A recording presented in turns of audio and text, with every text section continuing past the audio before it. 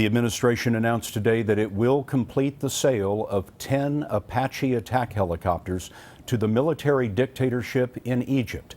It's a reward for Egypt keeping its peace agreement with Israel. But this is the same dictatorship that overthrew Egypt's only democratically elected government. In Cairo, Clarissa Ward caught up with some of the diehard activists who are still pressing for democracy.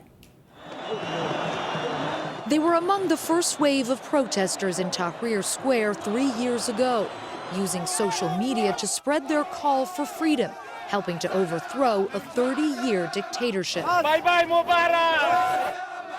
We first met Sherif Gaber at a protest in late 2011. He had returned from studying in the U.S. to join the revolution.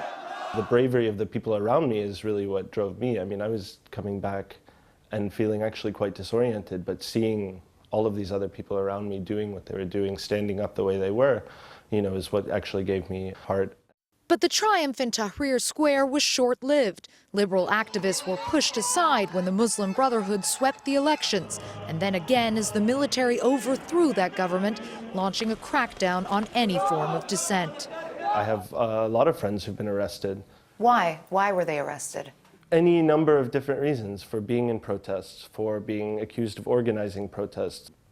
I've had friends accused of being a part of terrorist organizations. I've had friends accused of possessing weapons.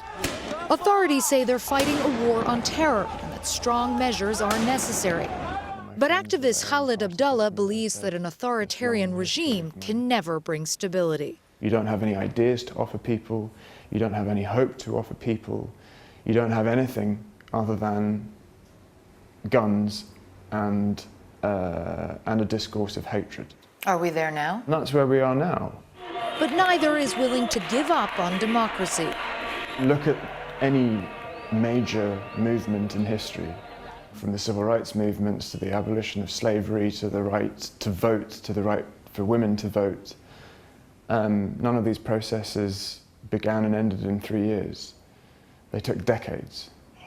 For Egypt's fledgling democracy, the struggle has just begun. Clarissa Ward, CBS News, Cairo.